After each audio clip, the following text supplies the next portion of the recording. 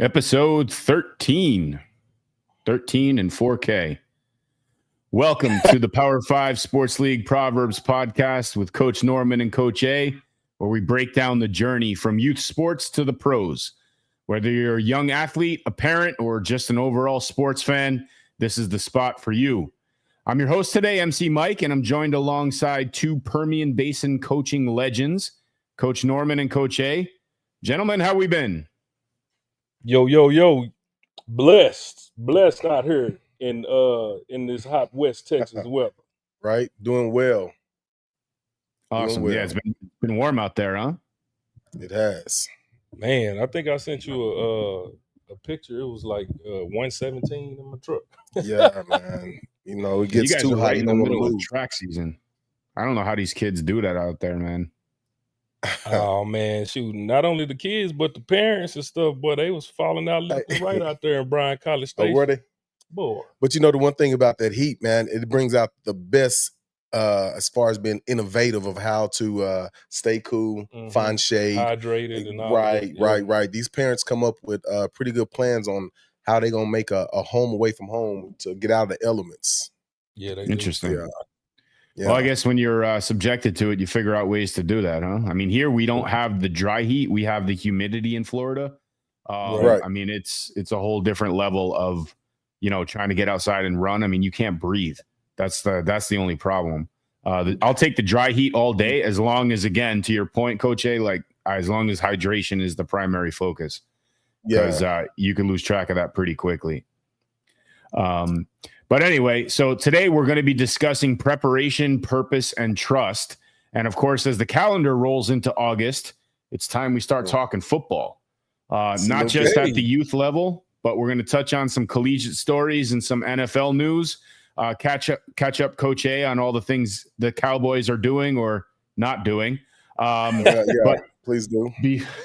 Before we start, as always, Coach A, would you mind leading us in today's prayer? Don't mind at all. Let's bow. Heavenly Father, again, thank you for this day, Father, that was not promised. Father, as we are able to go out and see your wonders, Father, I ask that we're able to see through the lens of you, Father, see the many blessings that are around us, Father, and not dwell on the hardship, but dwell on what you have allowed us to do thus far, Father God. We thank you for everything that you're doing for us, Father. Thank you for this podcast. Thank you for these gentlemen, Father God, who have a heart to serve and to do the will that you put upon us, Father. I pray for each one of us and the families, Father.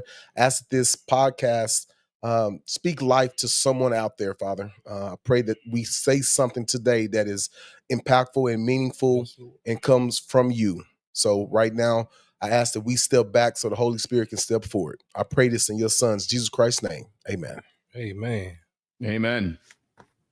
Always well said, sir. Always well said. All right, people, listen up. This episode is sponsored by Dry Goods, the athletic spray powder that keeps you cool, dry, and foam-free. Because let's be honest, no one wants to be the teammate that smells like a locker room on wheels. Stay fresh, stay focused, and spray like a champ with Dry Goods. Okay, and then let's jump into the proverb for today. Coach A, you're going to lead. Coach Norman, you're going to lead us off in this one. Let's hear it. Yeah. Yes, sir. So we're going with Proverbs 16 and 3. Mm-hmm. Proverbs 16 and 3, and I'll be reading from the NIV version. Commit to the Lord whatever you do, and he will establish your plans. So it's a short verse today, but, I think it's very impactful. This verse speaks directly to the heart of preparation and the things that you had talked about earlier as well, Mike. Preparation, purpose, and trust. Just aligning, aligning that with the topics that we talk about. We talk about the youth sports and all of these things, and I think one of the major things, is the preparation. Like you said, we getting into the season of into football season, and so everyone's been preparing themselves, hopefully, right, preparing themselves in the off season, and being able to come into these mini camps and preseason games on the youth level, and get things kicked off. So hopefully everyone has been prepared for that. And then too, talking about some things if they're not prepared, Right. it's a lot of people that feel like they come in prepared, but then they meet some obstacles and things get in the way, and so how do you react to it? Right. What are you gonna do? Right. You thought you was coming in gonna be the starter this year, but this kid done moved in from Ohio. Yeah. And hey man, we got a new running back in here. Right. Well, what we gonna do? We gonna cower down, or we gonna go out there and compete? So it's a lot. It's a lot to talk about in that aspect. It is. You covered a lot. I think that it's very important to really look at the first word that's in that Proverbs, commit. That means that you're going to commit, whether it's going to be easy or hard.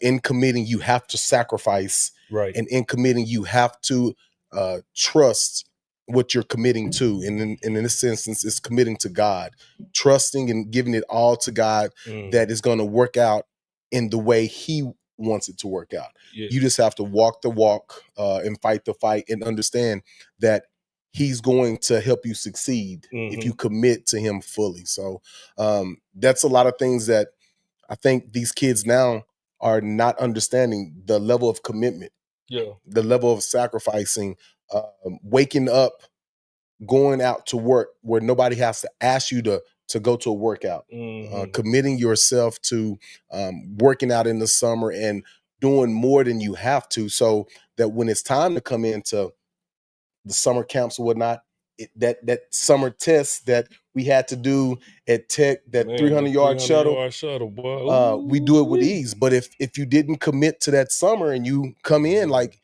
you're going to be exposed, and you don't want to be exposed when you have a lot of friends counting on you, especially if you're supposed to be that person, right? So yeah, cheer. I appreciate it, 'cause, it hits home, because sometimes you think you arrived as a person and as an athlete, and you feel that you don't have to work out, because I've done it, but then understanding that you got some younger cats, what they call younger Thundercats, coming up, that's just as hungry as you are. Absolutely. That's going to commit because they have a purpose, and your purpose is going to be sitting on the bench because they're going to outdo you. But getting back to the Proverbs again, just committing and giving it all, and then trusting God is going to help you if you wholeheartedly give it to Him. Absolutely. And it's very possible they might have prepared harder, right? So it just might not be that new kid from Ohio. Maybe it's the kid in the offseason that did dedicate and commit himself to bettering himself, that's showing up at camp. And you know what? Like, with that type of effort, it is deserving that he gets that shot. Maybe some of these teams definitely have, a depth chart in mind, but that's what these camps are all about. It's really to see who's living up to the theory and put in action, on the field. The last part of this, and Coach A, you sort of took the words out of my mouth with respect to the commit and the trust angle. The last part of this proverb, He will establish your plans. It's execution time. Like, it is time for game day right now, right? Your step on that field, it's everything that you were supposed to be preparing for, supposed to be working towards. Now you get to show what that result sort of entails. And then in that, if everybody sort of builds that together, you build that teamwork. The coach obviously executes that plan. And then you bring that onto the field in game day to see which plan is executed a little bit more to perfection. That's one of the things that makes football a little different from every other sport. I always sort of compared it to, some of the old styles of war, where you have different elements and different soldiers that require different sets of skills and different trainings. But at the end, they all come together and they have a strategy that's put in place in order to win the battle. And, maybe it's a little aggressive, but the bottom line is it's all about everything we're talking about. It's about trusting the process. It's about committing yourself to the process and understanding that the plan is laid out for you. You just got to now walk it. Right. Yeah. Yeah. That's good, man.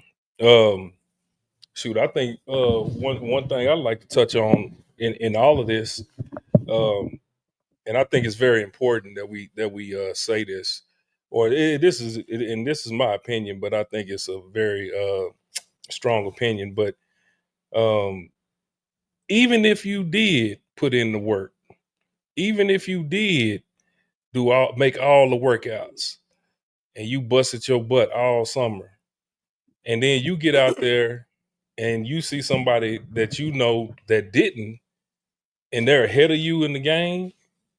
Those are things that we have to overcome and overcome those obstacles and still put in the work, still continue to work, still continue to be committed to what we're doing. Because, like I said, those obstacles are the things that's going to always be in our way. It's always going to be an obstacle, right?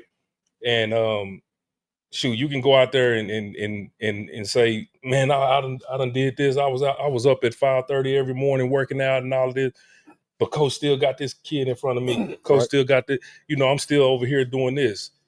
Say, man, it's multiple reasons that may not be valid, but it's multiple reasons why you put you in a situation that you're in. And it may be, God putting you in that situation for you to overcome that and learn from it and and apply it to something else later on in life. You know what I'm saying? So I think it's important that we stress that, man, that yes, you got to be putting that work in. You got to be doing the work, getting out there, committing, all of these things. But the main part of that verse is the Lord, He will establish your plans. Right. You know what I'm saying?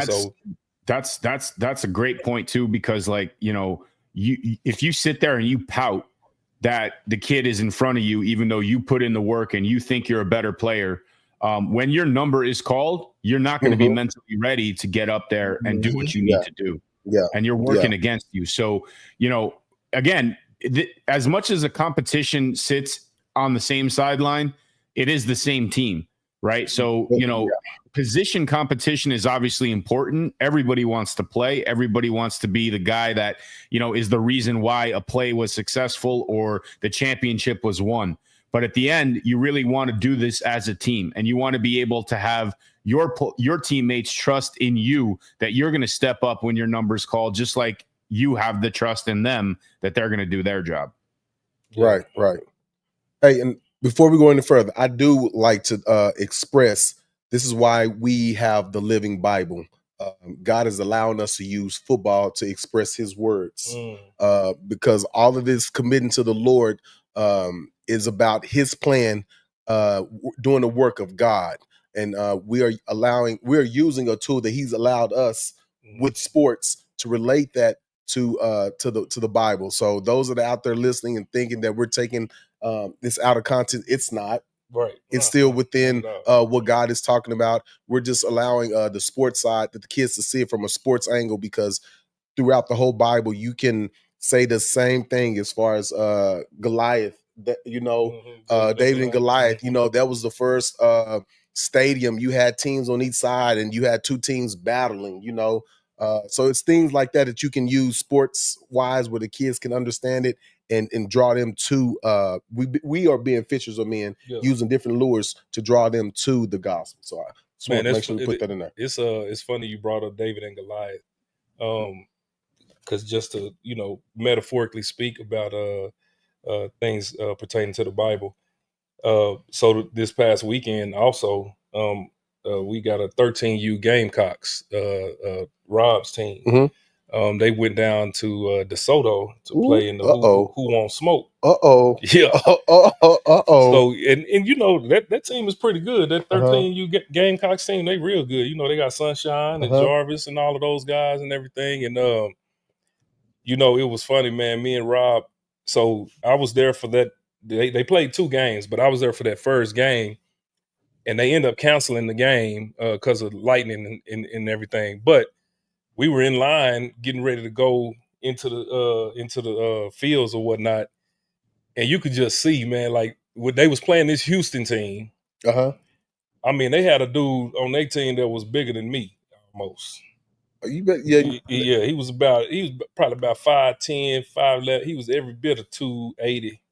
Lord have mercy. Yeah, he was big old kid, man. And these 13-year-old kids we talking about. And you know, and we, like I said, you know, we got some pretty big kids too, man. But you know,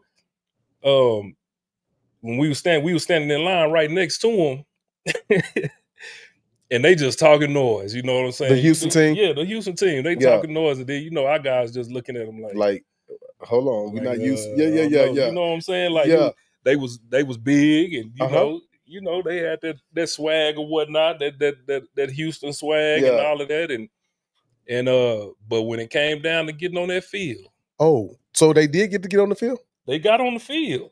So we kicked off, opening kickoff. They kicked off to us. Sunshine got it, ran it all the way down to like they 30. So we hyped, we ready, we about to go score. I think we got one first down, and then we had turnover on downs. So they got the ball. They got a first down on the pass, and then they had a turnover on downs.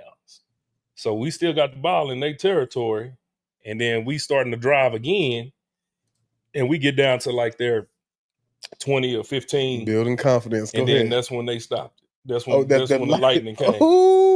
So, but we was competing with them, you know what I'm saying? We was going out there, we was gonna do our thing, man, and which I was proud of the boys for doing. But it was that just reminded me of that David Goliath metaphor, you know what I'm saying? Like these kids was big and talking noise, you know, just like Goliath was. Like who next? And all of that, right? Yeah. So that's that is just funny, man. I just thought I'd mention that, man. A little segue, man. But then I'll piggyback off that, man, because I'll tell you a little personal story. So I played offensive line, and you guys have seen me in person. I'm not the biggest guy, but I had the brains for the field, right? I understood the ins and outs of the game. So they had me playing center at a mini camp, and they invited all sorts of different public schools from around the area. And, you know, like it was just, I want to say it was almost 7-on-7, but it was full pads. So we did get to block, and, you know, we did have some lineman activity. One kid came out as a nose tackle, and I was playing center. And I mean, he was probably 150% times my size. He was gigantic. He was heavy. He was huge. And like I was listed at 5'10", 250, right? So I was real small, especially for a center. And I'm lining up on the ball, and I hear from my own sidelines laughter because it's either I'm going to get curb stomped by this guy and it's going to be hilarious. I mean, it's a mini camp, right? It didn't have a lot of implications as far as the game goes, but I squared up. I was the lower man. Lower man wins in the trenches. Exactly. You know, I didn't drive him and plow him on his back, but he didn't get by me. And I chalked it up as a win. And when we watched film, you know, a week later, everybody was laughing so hard because you just watch David line up against Goliath. And again, Goliath, you know, didn't get slung down, but he also didn't get my quarterback. So, you know, the little mini battles, man, the little mini things. And if you focus and you just make sure and you cut out some of the noise around you, you know, you can man up and do what you need to do in that moment. Absolutely. Yeah. No, that's good. That's a great story. So, speaking of youth and youth football in Midland, you know, this is another year of Pow5r Sports League, you know, run in West Texas. We have all sorts of exciting things coming up this season. Small school division, big school division has expanded to an interstate type of, you know, conference now. Lots of incredible things happening. Let's touch on this. What are you guys so excited about? You know, what are some of the differences between last year and this year? What do you hope to see on the field and, you know, obviously on a path to nationals down here in Florida? Before you get started, I have to say, John has done a great job as far as changing the way I think about things. We had some teams that stepped away from the Power 5 and went to another league. And what John has taught me is you can't worry about those that leave. We have to worry about the ones that we have. And so we were able to extend ourselves and go up towards the Panhandle and grab teams up that way, which allow us to develop another conference. And who knows what that's going to turn out into, because we got great talk about expanding into New Mexico. Of course, this is the first initial year, and if we take care of business the way we have been in the past, it's not only going to grow locally, but we're taking what we're doing here in Midland, Texas, and going to Amarillo and New Mexico. So that's the difference between P5SL. We're not a shark in a small aquarium. You know, that only can grow so big. We're taking this thing and we're trying to expand this thing like across the country, you know. And so that's what I wanted. I'm gonna let John go ahead and talk about all the other stuff, but that's the part that gets my blood boiling, and just to let everybody know, like, be a part of it now. Don't be a part of it when we get there, so that you can have something to talk about when we do talk about how it started up. You get what I'm saying? Yeah. So, but yeah, man, go ahead and tell us all the other ins and outs. No, that's good, man. Shoot, just to you know, kind of correct some things though. We already are nationally. You know what I'm saying? Yes, sir. We already are national. Yeah. But you know, I know what you're saying though. But within our conference, you know, there's limitations to where we can be within our conference. Yes, we've expanded into New Mexico because they actually have a league there that's Division III, and they wanted more competition, so they chose to come over to our conference, in the Black Gold Conference. But you know, it's still a lot of room for expansion. You know, we're up in the Panhandle. You know, you got the Wichita Falls area and things of that nature. And then going down south, you know, you got the Del Rio area and all of that. So, and that's a market that we haven't touched yet, right? Yeah, absolutely. So those are markets that we want to expand into.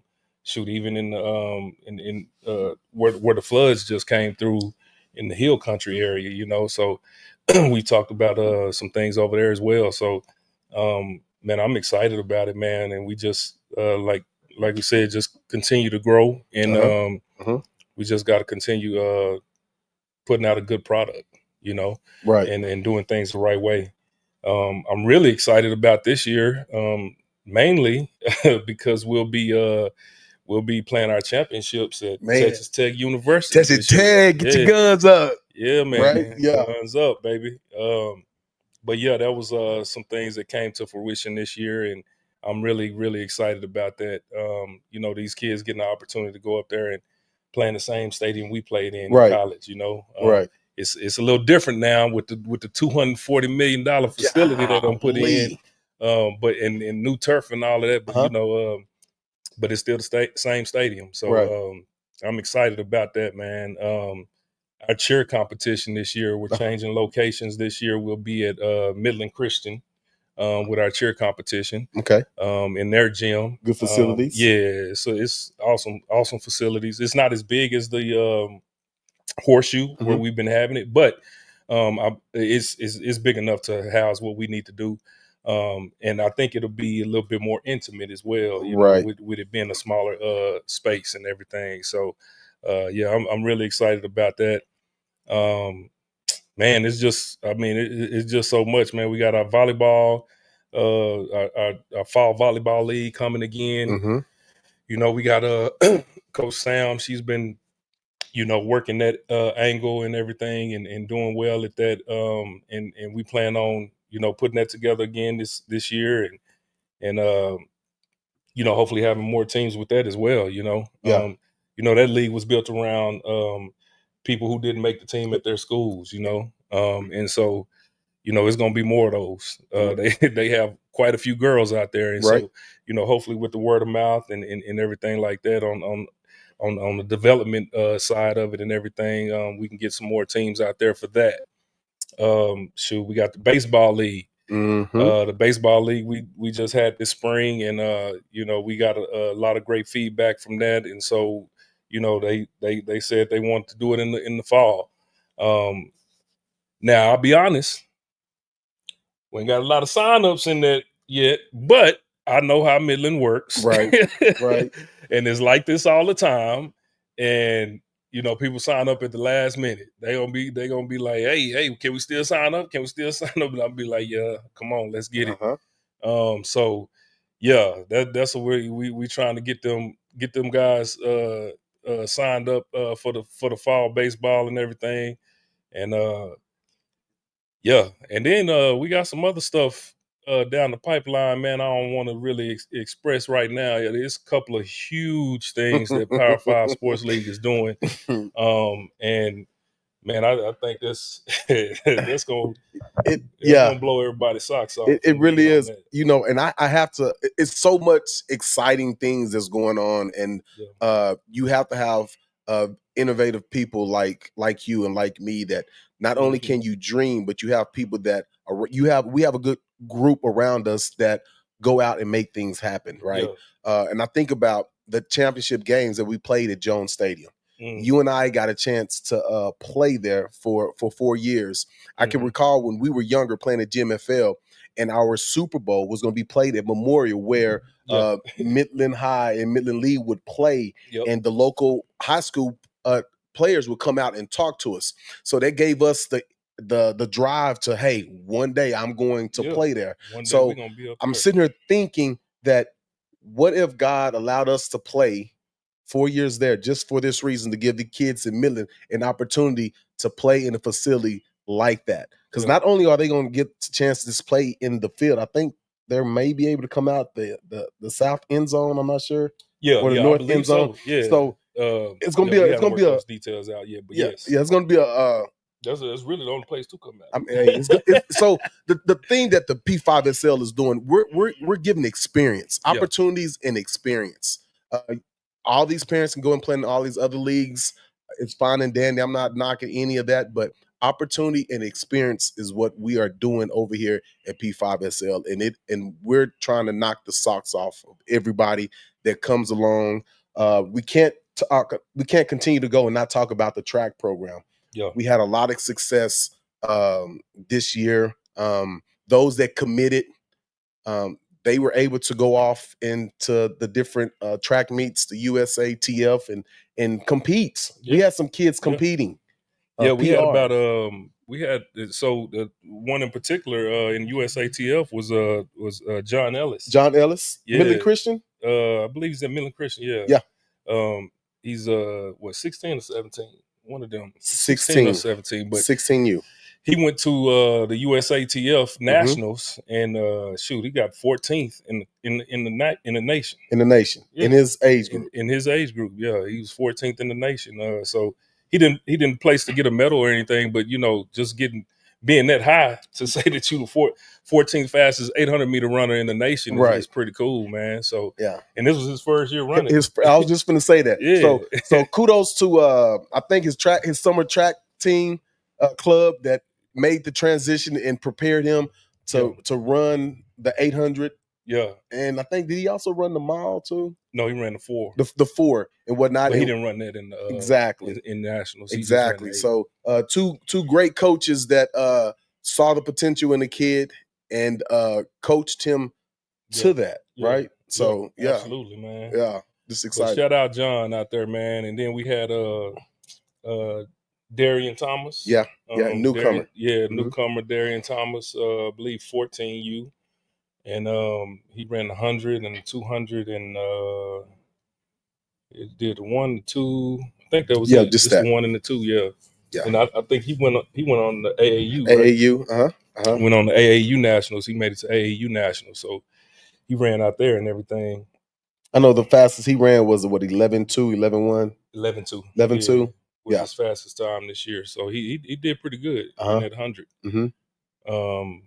And then we had like 1, 2, 3, 4, 5. I think we had 6. 6 competitors. We actually had more that qualified. Right. But 6 athletes that went on to the Taft State Championships. down in Bryan College Station. That's where I was at this weekend. And you know, they went down there and they competed well, man. We had some sprinters, some Jumpers. Triple jump. He had a hurdler, right? A hurdler, shot put. John Ellis' brother, he threw the shot put this year, man. That kid, he came a long way, Old man. Roper, huh? Old Roper, man. He just he wanted to throw the shot put, boy. But yeah, so yeah, man, we had a great season, man. It was hot this year, but you know, it was a great season, man. And before we move on too, I just got to say this, man. Antoine, I appreciate you, you know, shouting me out and saying these things that we're doing and everything, man. But I have to I don't have to because I really don't want to. I want to gatekeep, but I got to let everybody know, man. Mike, he do a lot of stuff behind the scenes, and you know that's I do, man. I want to gatekeep. I don't want to tell nobody about it, man. Yeah, they gonna. But man, like he the glue that hold a lot of this together, man. And I just want to shout him out, man, and make sure everybody know that your ops guy, man. It was a blessing that God connected us, man, and I'm so thankful for I Mike, appreciate man. that. That means a lot coming from both you guys. And you know, the Lord sets the plan. It's up to us to walk the path, right? But you know, I mean, there's so much to unpack on what you guys both just described. And you know, I just want to be clear. This episode is not designed to, you know, sort of pat ourselves on the back. This is just designed to show what preparation and commitment yields, right? Yeah. And everything we discussed at the beginning of the show is coming into fruition for, what is this, the third, fourth year for Power5? You know, at least, besides that, you know, the fact that there was things in production before the league even began. So, you know, everything that you guys described as far as, you know, what advancements have occurred now, it's going to attract the right people and it's going to keep the right people. And that's when we know we're doing the right thing. You know, we got over 1,000 kids playing football and cheer this season alone. That is an unbelievable accomplishment. Forget about everything else that you described with volleyball and baseball and, you know, obviously track and the success that you had with that. But, you know, all roads right now lead to Lubbock. And I think that's going to be our focus as I'm sitting here pushing buttons on this podcast. I'm going to establish this, and I'm going to put you guys in the spotlight between now and the first weekend in November. This is a monster deal. It's a monster deal for these kids to experience that, to be a part of that, and to want to commit themselves to be the best team to compete there. So what I'm going to challenge the both of you, and it could be the same story, but every episode we do leading up to that weekend, I want you guys to share a story about your experience at that stadium, on that field. Share something that resonates with you, that you took off the field and you applied to your life. Why is that stadium so special? And what could these kids hope to, you know, sort of take away just by experiencing that, by playing in a Power 5 championship game at a youth level? So we don't have to start today, but it's something I want you guys to think about. Each episode we do between now and then throughout the season, in addition to speaking with our guests or, you know, talking about what's going on in the league that week, I want you guys to share something that, you know, these kids can listen to and hopefully live up to when they get on that field in November. Right. That'll work, man. I think we can start from our freshman year going up, because I don't know if that's a good idea, because I know there's a couple of stories that Coach Norman have about me that was pretty hilarious. No, this is a Proverbs podcast. Hey, I know. That's what I was going to say, man. Yeah. You know, I wasn't saved all my life. Right.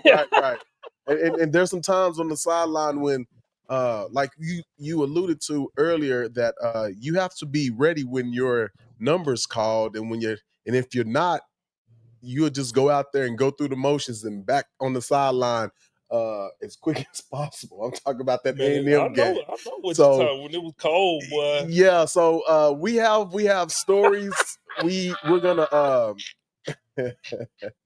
we're gonna be open. Hold on, we gotta tell them that story. We don't have enough time, man.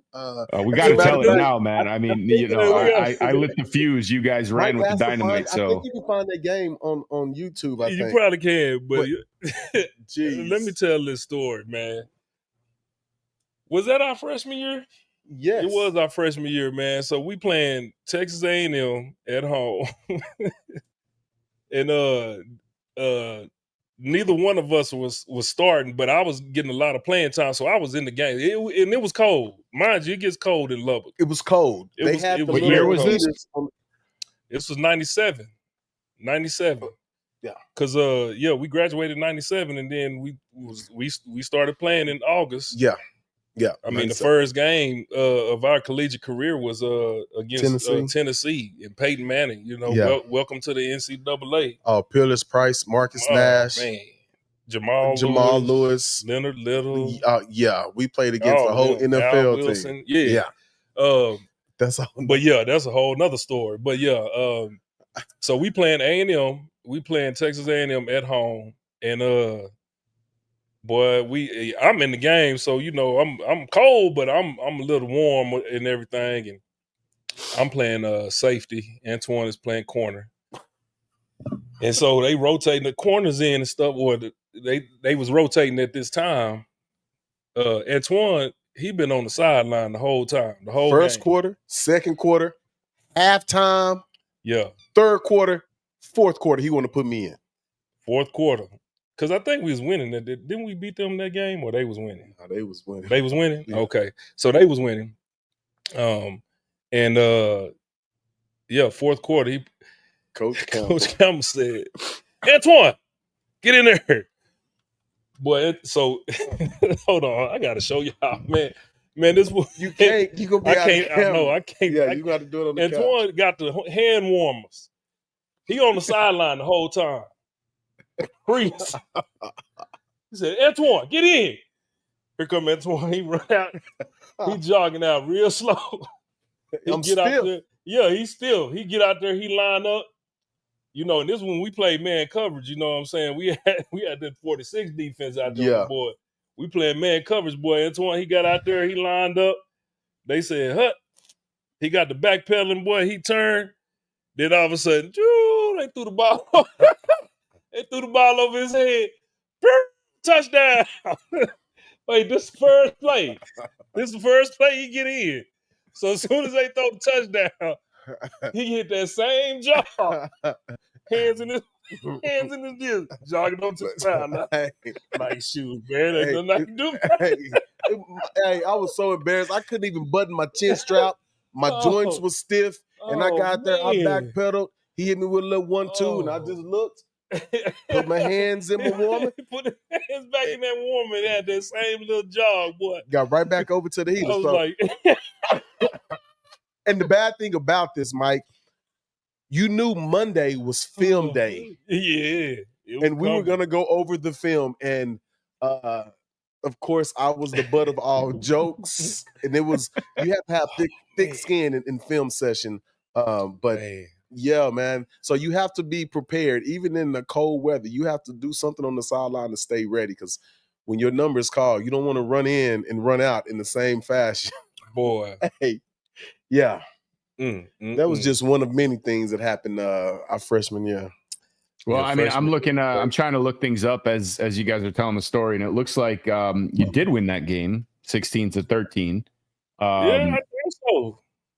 So, and you know, was it in Lubbock? It was in Lubbock. I believe so. Yeah. Yeah, it was in Lubbock. So, yeah. I mean, I'm looking up some interesting stats. So this was October 25th, 1997.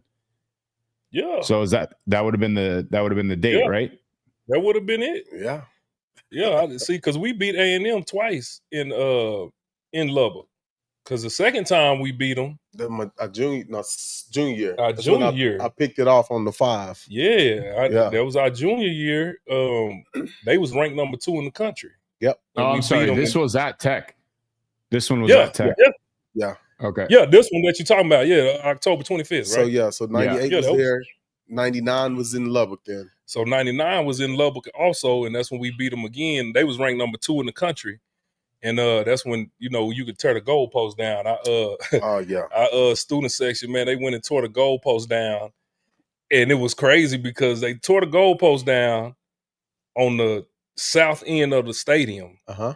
But A&M's family and tickets was on the northeast end of the stadium. So and our student section was on the southeast end.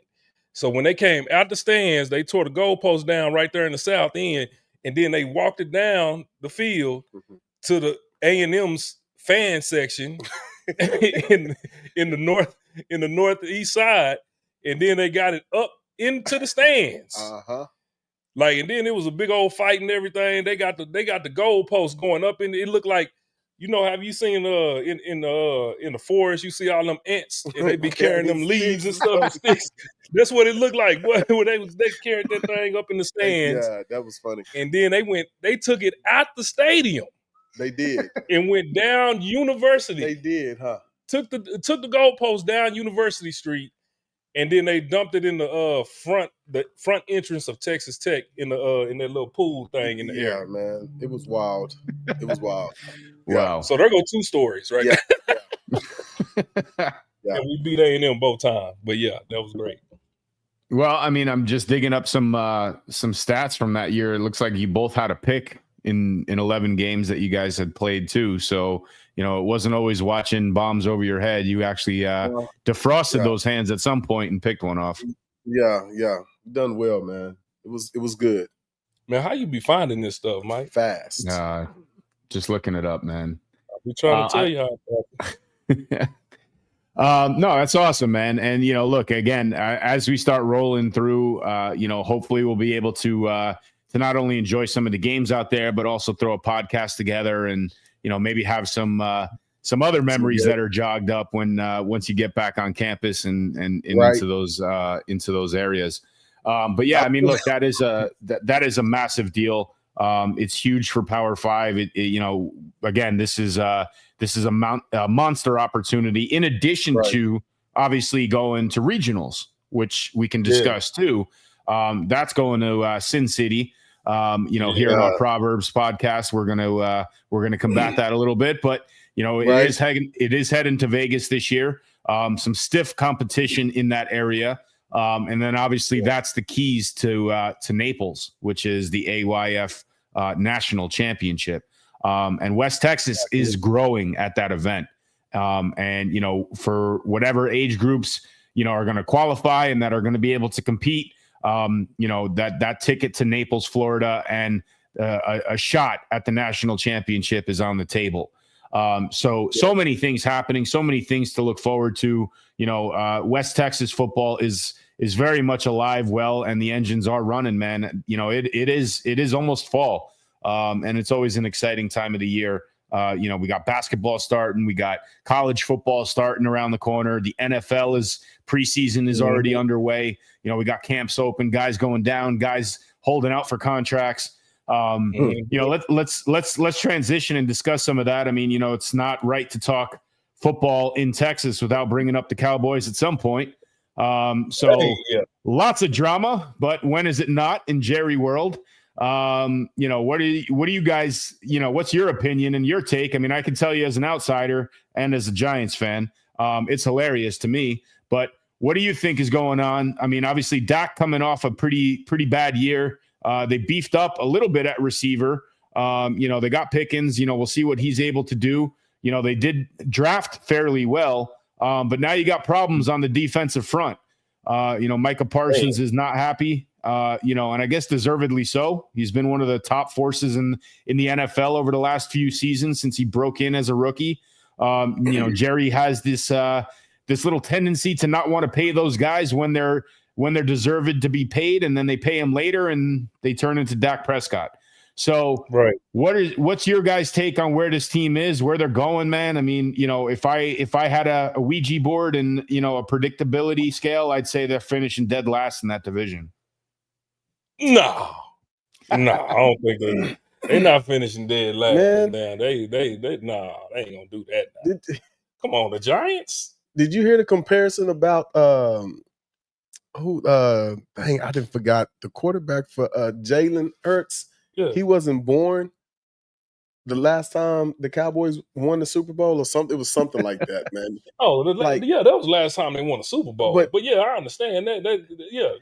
I'm not saying they're gonna win the Super Bowl out there, but it's gonna be tough for them, especially with all of this turmoil going on in the locker room and in the head office. If they don't get that straight, man, man. Jerry, he got a weird way of business dealings, man. That's what it is. Old school, huh? Yeah, you can call it old school. I just don't think it's very I don't think it's very kosher. You got these other guys on other teams and other organizations. When their contracts come due or whatnot, and they're the top guys on their team, then you don't never hear about all the drama and build up to those guys getting paid. Right. You know what I'm saying? Just like when Myles Garrett got his money from Cleveland, and I'm not saying that Cleveland has the best organization. They paying who they But you know what I'm saying? Like Myles Garrett and T.J. Watt, man, just got paid and things like that. And you got one of the top defensive end outside linebackers in the league. He's right up there with those guys. Like, why not pay the man his money? Because it's gonna cost you later. It's gonna cost you one way or another. It's gonna cost you later. Whether you sign him, you're gonna have to sign him for more money, or you let him go, and it's gonna cost the team. Right. And yeah, he need to get healthy and all of that type of stuff. But at the same time, man, like pay that man his money. They had to do that with CeeDee Lamb, had to do that with Dak, and had to do that with Zeke at the time when Zeke. I mean, he always doing that. Like he'll draw it out, and I don't know if he's just waiting on somebody like to get hurt or something and say, "Oh, well, we ain't got to pay him now," right? or what? It's just like, come on, man, just pay the man his money, move on. Because then now you bringing turmoil into the locker room. You know what I'm saying? Everybody, everybody was posting Michael Parsons' picture as their profile picture. All the players and stuff was supporting Michael Parsons and like, this is our guy. You know what I'm saying? Right. Pay him his money and stuff. And CeeDee Lamb had said something. And so yeah, man, it's just. I think it's I just think it's bad business tactics. Well, it's a couple of things that I think about. Like you just said, everybody changed their profile picture, so they let you know that the team as a team, they're all together as a team. So that's a good thing. Yeah. Sometimes you need a little turmoil to make everybody like come together, bond. Yeah. But going back to Jerry, I think what Jerry does, and this is just my opinion, he'll pay them when they're young. I'm going to pay you. Because you're going to give me the best that you can when you're young and just in the league. But when you've been in here long enough, I may hope that you get hurt. You hurt, so I don't want to be in such a rush to pay you this money, right? So let me let you get a little desperate, and then I can just talk to you about giving you some of the money, and then the player accept it then. But right now, Parsons is not budging. Like, give me my money. Don't negotiate with me. I need my agent here, But yeah, I hate to see him go, but I understand, right? Yeah, I would too. I mean, I'd like to keep him in Dallas as well, but I wanted DeMarcus Ware too. I wanted him to stay. So, it is what where did he end up going? DeMarcus? Yeah. He went to Denver. He did, yeah. I mean, he's not playing no more. Yeah. End up going to Denver, losing him to Denver. I mean, we done lost all of them, man. Well, not all of them. But Saquon is a prime example. Like, don't let your guy go. Man. I mean, that's a tricky one, man, because he is a Philly kid. He is a Philly kid. Right. Okay. So like, he wanted to go home. He played for who did he play for? Penn. Penn State. Yeah. Yeah. So, he wanted to be back there. I mean, I'm not going to say that he dogged it in New York, and you're not wrong. They needed to do what they needed to do to keep him. But they still are on a slippery slope in the wrong direction. You think Dallas going to be last in the conference? Well, again, like the last time we saw this little episode from Dallas, it was the whole Zeke scenario, right? And say what you want about Dak. Dak played through it, got hurt, missed out on his contract, and then ended up getting paid a year and a half later. But with Zeke, that drama brought its way through the NFL preseason, and it sort of didn't allow the team to come out of the gate the way they should have, at least in the running game. And you shut that component down, I mean, it's harder to catch up. But sticking with the defensive line and specifically the edges, I mean, we're seeing some of the top talent in the history of football on that side of the ball. Right. So, you got Hawkinson, you got TJ Watt, you got Max Crosby, you got all this talent, and some of those guys are getting paid and they're setting the standard now. Right. Mm-hmm. I mean, I remember back in the day when it wasn't really those guys that got those types of deals. It was more the linebacking core. It was more of the wide receivers. They were always the ones that sort of set the precedent on the highest paid non-quarterback. But that's now shifted to the defensive edges, mainly because they're dual threat, right? Like they can play multiple sections of the line. They're obviously powerhouses at sniping in on the quarterback, but they can also somewhat drop in coverage too, which makes them a very interesting threat, especially in a 3-3-4, stand-up defensive position. So Micah is hands down top 3, if not top 5, because there's a lot of great names in the league right now. And I agree with both of you. They need to pay him. But again, sitting here as a Giants fan watching this unfold, as much as I believe the team is together on this, unless it resolves itself in some way, it's going to constantly be asked of them. And that gets in your head at some point as a player. Yeah. I get it. It's a business, right? And these guys are professionals. And, I'm not saying they're going to focus on other things that are off the field, but, one missed sack, one missed coverage by the guy that's playing the position that Micah should be playing, they're going to have to answer all these questions. Right. I'd agree. Yeah, they are. But, that's why I say just pay the man. Pay him. So speaking of that division, and we talked about the Giants, and obviously you guys have your sentiment on where they're going to finish. The Eagles are the defending Super Bowl champions. Saquon is a huge piece of that puzzle. But I think the dark horse in the room that nobody's going to really talk about this season, especially with the drama unfolding in Dallas, is Washington and the strides that they've been able to make last year, making the playoffs, coming very close to making it out of the NFC.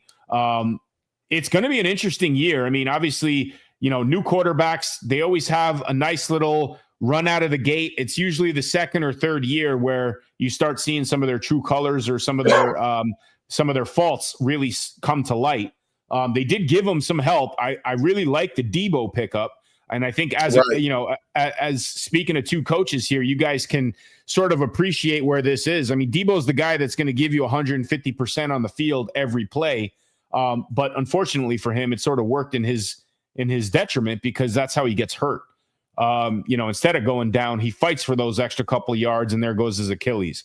So, do you guys see any further improvement from Washington's side? Can they stand toe to toe with the likes of a good Dallas, a complete Dallas, or even the defending Super Bowl champions? I think so. Just adding Debo, just give them another weapon. And, the longer you play, the more mature you get. You understand you can't get those extra yards. And I think Debo will be a lot wiser in the way he take hits. I've been watching him work with the route guy. I don't know if you know who that is.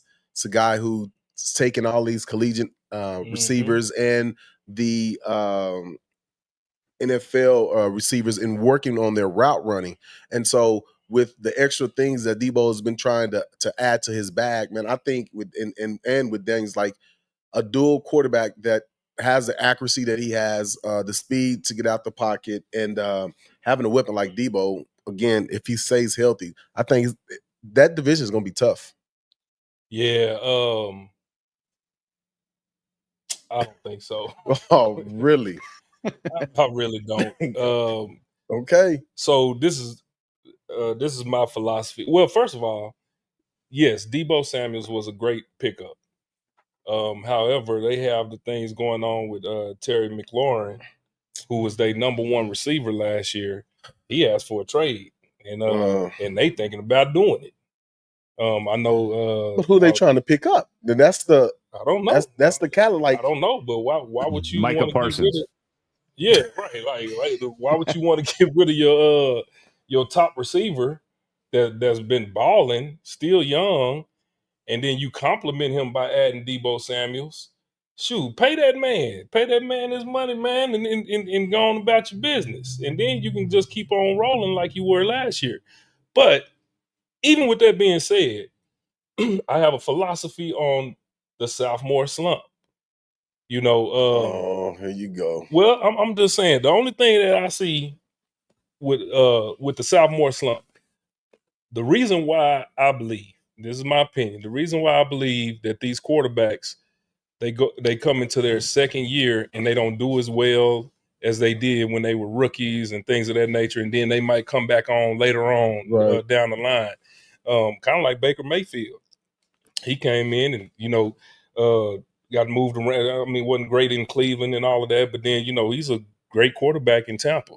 But my philosophy behind that is when these quarterbacks come in, it's so much expected of them, but they give them a lot. They give them a lot of grace. They give them a lot of freedom. Okay. If you notice, Daniels, boy, used to run that ball very well out there looking like Lamar Jackson or somebody, you know what I'm saying? And so everything is they don't have to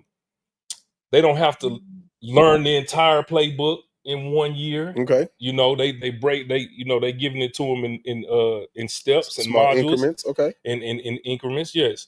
And but then come that sophomore year, now you're trying to add all of it back into it, trying to put everything into the playbook, trying to make them do this, and they kind of get hamstrung. I believe they kind of get hamstrung to where they don't have that they don't have that freedom like they did when they were a rookie quarterback coming in. And that's just my philosophy, and I think that's why a lot of those players, you know, they have these expectations when they come in and stuff, but these coaches, they know that they not gonna get everything in one fell swoop, and so they give them a lot of leeway on these plays and stuff. And then when they come in that sophomore year, hey man, shoot, they try to hamstring them a little bit. Well, you got. Go ahead, Go Coach. ahead. Go ahead. What you think? Well, No, I was going to think say, I mean, like the everything that's happening with college now, where players are switching schools, right? Like maybe this will help with that theory, because if you have a rookie year and you build yourself up with no expectations or whatever expectations based around when you were drafted, you basically, if you fail, it's expected. If you succeed, now it's like, okay, we have our franchise guy. The weight of the whole franchise and the city is on your shoulders. People forget, like especially in the NFL, well, now more so in college too, the following year, you're dealing with a whole new room. Right. You might have a new left guard that you got to get used to. And maybe you got used to doing certain things the year before that led to success that you're going to have to adjust now. You got different receivers, different coaches. You got different elements of your game that you need to adapt to. They're not always going to conform to you. And I think that's really what separates some of these sophomore slumps from guys that actually slip through and become permanent fixtures in this league, guys that are dependable. Like Geno Smith is a perfect example of some of this stuff, right? I mean, this is a guy that didn't have a lot of expectations. He's had a rough go at it. I mean, what's he been on? 5 teams now? But all of a sudden, he's in a spot where he's got nobody coming up behind him. He's got absolutely nothing to lose and everything to prove. He's reunited with a coach that arguably gave him his best season as a professional, and they got a solid defense, so they'll give him the ball. It's going to be interesting. They have the number 1 running back out of the draft. This kid is projected to have, some real decent numbers. Their problem is they're in a really tough division. They got to deal with the Harbaugh in LA. They got to deal with Patty Mahomes in KC. They got to deal with an up and coming and dangerous Denver team. So they're still sort of in that rebuilding phase, but it's going to be interesting to see how that AFC West plays out. The AFC in general, for that matter, because everybody forgets on how great Cincinnati was offensively last year, but yet they didn't make the playoffs. Couldn't win again. Burrow had 9 touchdowns in 2 games against the Ravens and 2 losses, no interceptions. How do you lose that? Because your defense is trash. And that's another guy that needs to get paid, right? They didn't pay him yet either. Trey Hendrickson. So, but he's showing up to camp. He's putting the team first and saying, you know what, I'll get mine when it's due. But you got to understand that there's a market for me now, and I am one of the best players in this league, whether I get the spotlight or not. Again, that's a top 3, top 5 candidate right there, regardless, depending on who you're talking to. He is a power force, and he doesn't get the recognition he deserves because he's quiet. He stays quiet. He's also on a very bad defense. So anything that happens because of him. It's kind of like Myles Garrett, right? That guy is the face of that franchise. They had to give him that money. But they got other issues. They got other issues on that quarterback front once again in Cleveland. And again, this is going to be a soap opera that we're going to see unfold all season. As we're starting pushing on the hour here, where do you see Sanders fitting into the season, man? Is he supposed to start Friday? I think I saw a report that he's starting QB1 Friday. Which was weird to me because I saw a report where his arm was sore or something. He is QB4 on the depth chart, and I've heard reports that Cleveland might actually carry 4 quarterbacks on the active roster, which is nuts. They scared to let him go and somebody pick him up, but hey, I cannot let y'all escape from this sophomore slump because the two of you guys said something, but y'all sped past it, right? We talk about Daniels. Who is Daniels' quarterback coach? Cliff Kingsbury, which means he is an excellent coach to understand the limitation of his quarterback. He's going to build an offense around him so that he won't have that slump. Yeah. Right. And then, Mike, who did you just get through talking about? Gino. And you said he's reunited with the coach that gave him his best year. Right. So I think it's important that a quarterback that is with a great quarterback coach or whatnot will keep him from having to deal with that slump, right? So I was always under the impression that the second year, the sophomore year for a quarterback, reason why they have the slumps is because when they first come in, the defensive coordinators, they don't know a lot about him. They know what he does collegiately, but on NFL level, they don't know. But as soon as the league get enough information about you, then they're able to design a defense that's going to exploit your weakness, right? And so that's why I thought that the quarterbacks have slumps or whatnot, but I never thought about them opening up the playbook and giving them more. And so when you're not knowing it top to bottom, it causes hesitation. Then that exposes you where you just having an overload, right? And that's a good point too. Because I mean, what's the name? Cliff is a great. Well, he's an offensive coordinator. Yeah. But I mean, he coaches quarterbacks. We all know that. So,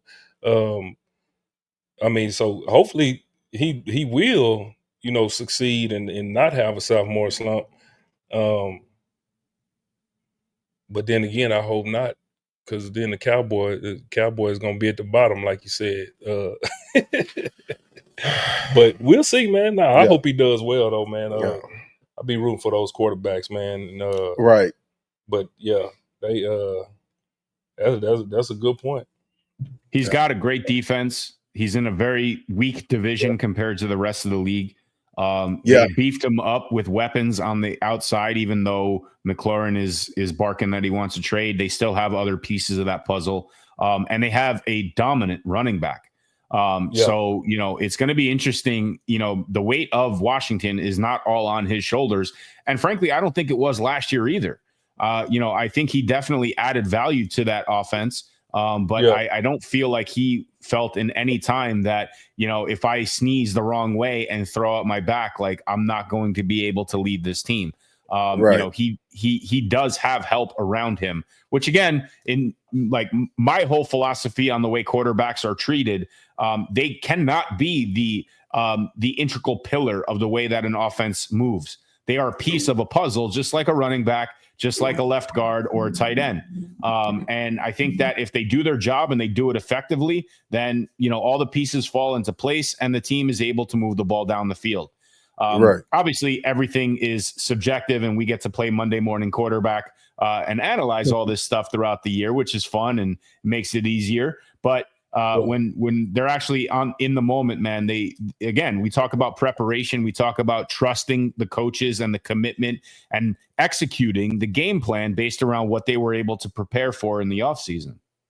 I would agree. That's right, man. Shoot. Yep. It's gonna be fun, man. I'm looking forward to it. So who gonna win the NFC? The Eagles gonna repeat? I think that the NFC North is going to be a lot more competitive than most people are giving credit for. I think Chicago is still sort of on the back end of that. I think Minnesota missed their window, but I'm very excited to see what Green Bay pulls out. Obviously Detroit has an itch that they still need to scratch. And they got a lot of people that are hyping them up, and they got a short window to make something good with that. The NFC South, Tampa is still somewhat of a force, but that division is always a coin flip over the last few years. In fact, for the majority of my life, there was a stretch where I don't think they had a division champion repeat in like 20 years or something like that. So the West is going to be sort of up for grabs too. I don't know what to expect from Seattle. I think LA is definitely going to be, somewhat of a dominant force. I don't really have high expectations for Arizona. So we'll see how that plays out. And I think the Niners sort of, I think they sort of dismantled some of their elements. CMC needs to stay healthy. Obviously, he's a big part of their offense. Too much of a big part because if that weight of the world is on his shoulders, man, he's shown that he can go down pretty easily. Man, I think the ball is in, it's Phillies to lose. Let's put it that way. But I would expect more competition out of the North. Yeah, I would say that too. Phillies to lose, but you got that Detroit team. I think they ready for a rematch, if you would say. But it'll be interesting, man. I'm excited about it. So what are your thoughts about the AFC? AFC, man, shoot, you know me, man. I'm a Patty Mahomes boy. Yeah. I think he coming back this year to wreck shop, man. We Coach Reed, he gonna do his thing, man. They was upset about last year, so they want some get back too. I think told me that. I think the scales have been unevenly tipped in the AFC's favor for the majority of the last, decade or so. And the NFC has snuck out some Super Bowls in between, with Tampa and then obviously Philly last year. But I think that the competition level, and they just beat the hell out of each other throughout the season, particularly in the North. You got the likes of Baltimore, you got Cincinnati, you got Pittsburgh, who's always competitive. Mike Tomlin has never had a losing season, which is bananas to me. They're always set to compete. And now they got Rodgers in that division. Say what you want. That's a level of experience that nobody can buy. That's crazy. That's a crazy division, like, and how close it is. You know what I'm saying? I didn't realize that until what was that? It was a show that came on. I don't know if it was Netflix. It was talking about the rivals. Do you know what I'm talking about, Mike? It was a show that came out. I do know what you're talking about. So like it's sort of like what's that HBO Hard Knocks, Hard but it's Knocks, during the yes. season, right?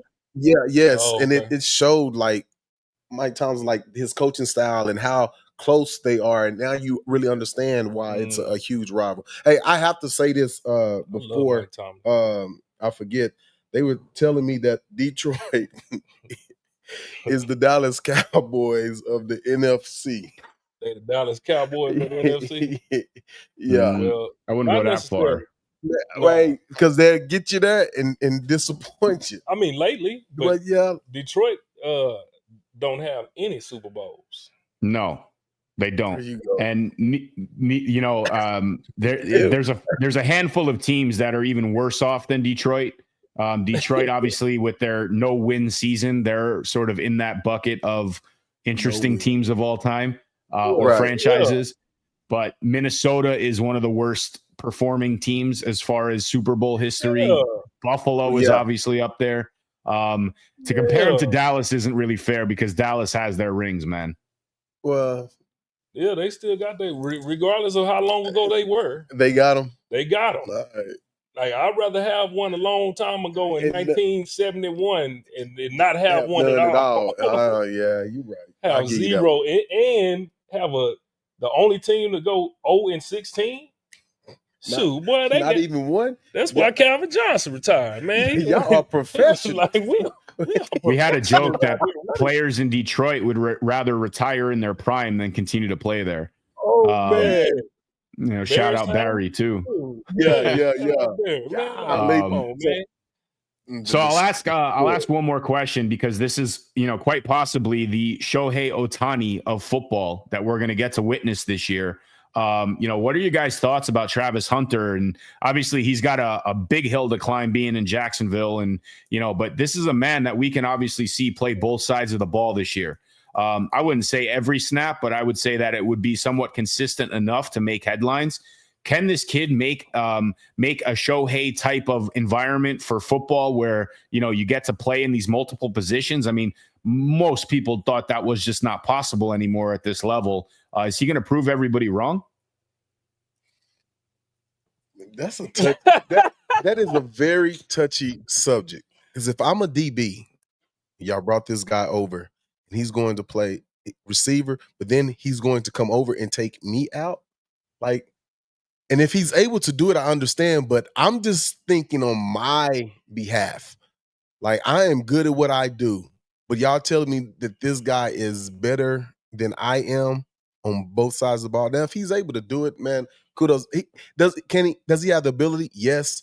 I just don't know how effective he's going to be, that they're going to have to use him on both sides of the ball. But I'm not hating. I'm not. Prime done it, right? But there were certain plays that he went in, and it wasn't like a continuous thing. And I don't know if in the NFL, if his body's going to be able to withstand that. Well, that was my follow-up. You Right? know, you take those licks from other defensive backs when you're in the offensive side of the ball. You know, how easy is it going to be to leave the field for a punt and then come back on and be stride for stride with their top wide receivers? Man, I'm gonna tell y'all. Please do. The NFL is totally different than college. Totally different. Yes, there have been players that played both ways. Prime being one of them. But he didn't play both ways full time, you know, and I don't think that Travis will either. Right. But I think it'll be times where he'll be able to, but I don't think it'll be like some people are thinking where he's like he did at Colorado. Like, I don't think it won't be as much as he did at Colorado. You got it's man, I'm gonna tell you, like, even in Colorado, they were in the Big 12, right? Yeah.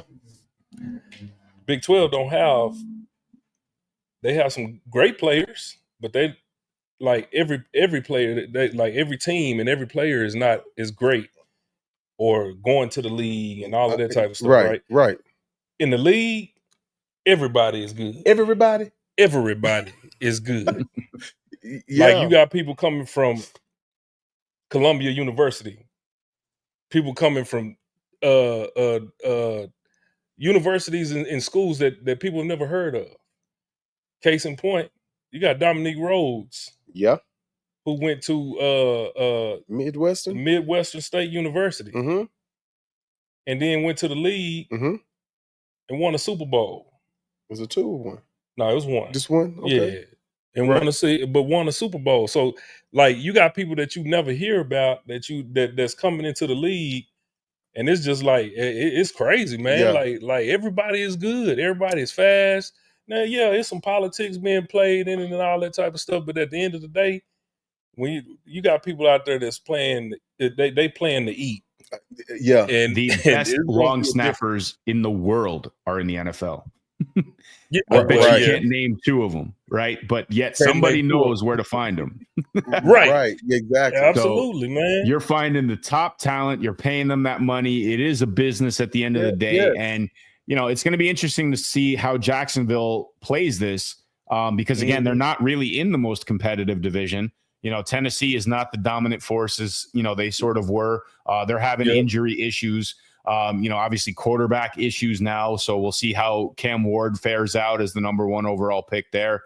Indianapolis is going through sort of a little transition, and then I don't know where Houston fits into this. I mean, I still feel they're, in the top half of the elite, right. But they clearly run that show. But it's going to be interesting because Jacksonville is, again, in a position where they got absolutely nothing to lose and only everything to gain. So the only thing I'm concerned as, watching this as a fan, I don't want to see Hunter, overexerted his first year, get hurt, and sort of be knocked around on performing things that just aren't possible in this league anymore. And just to live up to a hype that he could do it. Now, what's he going to say? No, of course he wants to do it, man. I mean, we're seeing this play out in baseball with Shohei Ohtani. You guys mentioned Prime, but everybody forgets that, Prime also did baseball, and Bo Jackson did baseball. These are monster athletes again in a different era. When was the last time you saw an NFL player play baseball too? Just doesn't happen. That was the last time. You know what I'm saying? It really was. So I'm not saying that players can't. I mean, you mentioned Patty Mahomes. I mean, he was a recruited baseball player. He's drafted too. But at some point you got to pick and choose. And I think Travis might have to pick and choose at some point this season. They will have plays designed for him for sure. I think so too, man. I think it's a evolution that's happening in sports where, people are getting faster, people are getting stronger, they're getting bigger, and they're narrowing down, which is why it goes back to which is why I support kids playing multiple sports. Because when you get up there, now you narrowing it down to not just one sport, but a lot of times one position in that sport. You know what I'm saying? Man, we got these examples like Dion and Bo Jackson, but those are anomalies, man. That's what we got to understand. Anomalies in the same era, though.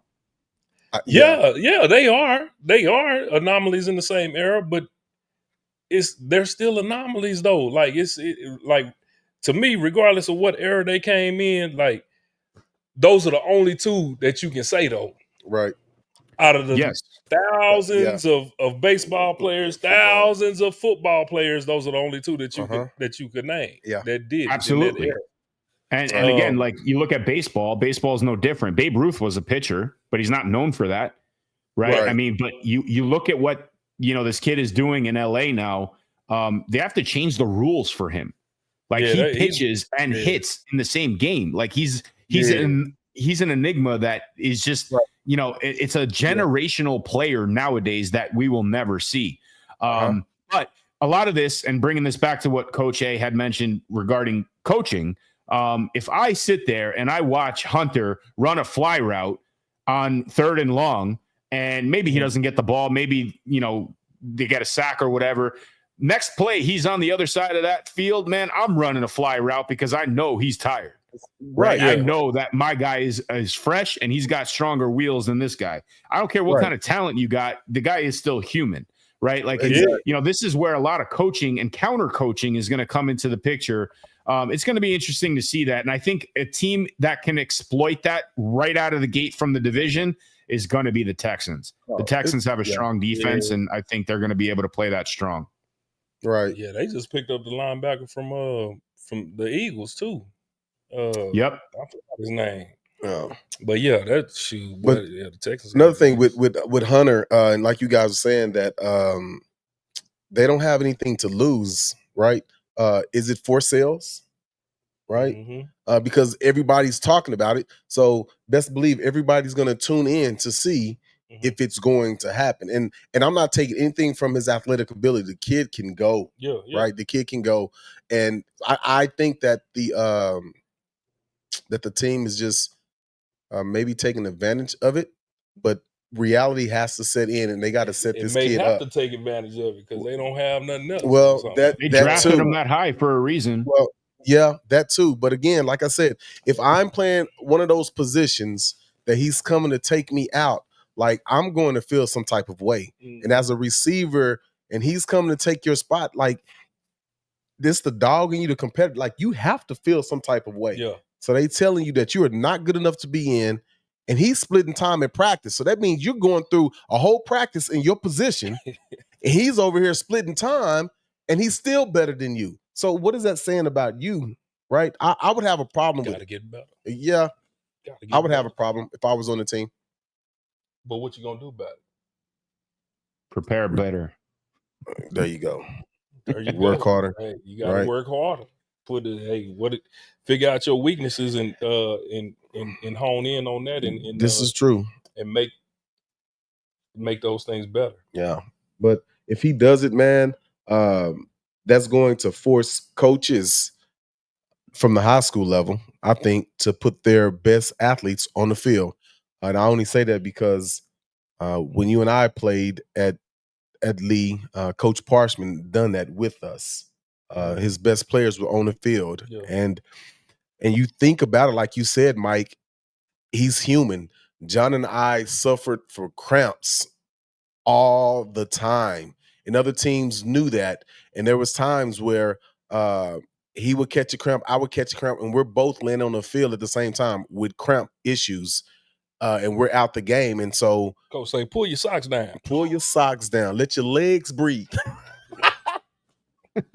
But you had things like that is going to happen, right? It's going to happen. So I don't care how prepared you are. Different environments, different elements is going to cause the body to react differently. But with the technology and the rehab and all of this stuff that they have, who knows? I don't know.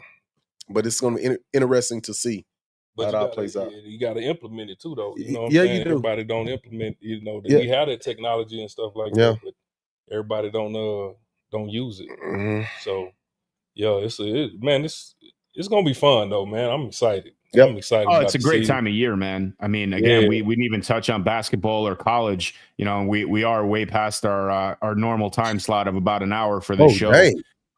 But that's what happens when you talk about football, with two Permian Basin coaching legends, man. So, right, man. Wow. But you did bring up Dominique Rhodes, so I want to start winding this down, and I do want to mention Power5 and Roundup. They are putting together their next charity dinner, and it's going to be a discussion from West Texas to Super Bowl glory, a dinner with Dominique Rhodes, and that's taking place on August 9th. This is obviously a pre-recorded show, so we're going to try to get it out beforehand, but I'm really looking forward to hearing some stories and just understanding how this event went. Obviously, this is a man that's probably full of success stories coming from West Texas, and obviously going to a school that isn't really prominent in the D1 classification or any of these other major conferences. But he didn't just sit there on the sidelines and win a Super Bowl. This man was dominant in the Peyton Manning era for the Colts. So it is literally a success story. So, I guess, again, I'm going to throw this out at you, Coach Norman. I mean, it's up to you to get him to come visit us here on the Power5 Proverbs podcast. Absolutely, man. Shoot, Yeah. But yeah, that's gonna be an interesting dinner, and obviously, again, a great cause for Power 5 and what you guys are building with Roundup in the community. It'll work. yeah, Yeah. I appreciate that, man. Shout out to Dominique, man. He'll be here. Shoot, maybe we can. I don't know. Maybe we can get together for another episode. Quick or whatnot. episode. Yeah. And talk about yeah, preparing to play against that guy. man. That was the best running back I've seen in my time ever in high school. We held him to a season low. Yeah, our defense was pretty dominant, man. But he I still seen got this cat run over 200 yards in the All-Star game, which is like crazy. Tree trunks for legs. Yeah, and he's so humble with it. He just comes to the Yeah. sideline like, that's just what I do. Like, Tree trunks for legs, fast. quick. Ooh. Yeah. Got a little shake in there. Flow. Boy, you stupid. Yeah. Boy, And he got a chance to play in some may argue some of the best offensive years in the NFL with Indianapolis and Coach Dungy, and obviously Peyton, who was up there in conversations for one of the greatest of all time. And then of course he was actually one of the I guess the trendsetters for the multi-back, lightning and thunder type of backfield with a die. And there was a lot of speed, a lot of promise coming from that, and it led them to the Super Bowl where they crushed the Bears. It wasn't even close. I mean, the Bears they have their own issues at the time, but Hester, if it wasn't for Hester, that would have been a complete blowout. But I think Indianapolis had it coming, man. They deserved it. They were the most dominant team in the league forever. It's just that they couldn't get over those humps in the playoffs. So I hope he shares a lot of those stories at that dinner. And, again, it's another success story. We talk about youth sports to the pros. I mean, there's another prime example right there. It is. Absolutely, man. He's a great guy, man. We look forward to it. All right. Well, like I said, I'm going to start winding this down here. So a couple other housekeeping items. Obviously, we talked about baseball. Baseball registration for the fall is underway. So those last-minute registrations need to be, funneling in now. Congrats to the GNS track team and all the participants that, had a great season on track, and obviously are going to take some of those skill sets and move them into the fall sports, whether it's basketball or football. And then, of course, to our big schools and small schools, in the Power 5 sports ecosystem and Midland in general. I mean, we wish everybody great luck. Have a great season, a lot of fun, a lot of headaches, a lot of ups and downs and bruises and, turmoils that you're going to overcome. And we just, pray that it's a phenomenal season. And it's a true testament, again, on what you two gentlemen have been able to put together in this town. Giving 1,000 kids an opportunity to make their way up to Lubbock. Yes, sir. Yes, sir. We appreciate it, man, and we're looking forward to it. And don't forget about the glue either. Mike, that glue in the background. Ops guy, your ops guy. Appreciate you keeping it all together, man. I'm going to change that intro video to glue. Everybody's favorite glue. Glue. Everybody's favorite glue. A weird science. I appreciate it, man. Just like a great team on the field, we're a great team behind the scenes, and we make this work, man. And we're doing a lot of good, and we just got to keep getting the message out there. And great things are happening because of that. So it's an honor, it's a privilege, and I love working with you guys every day, and I love seeing the next steps on where this is evolving to.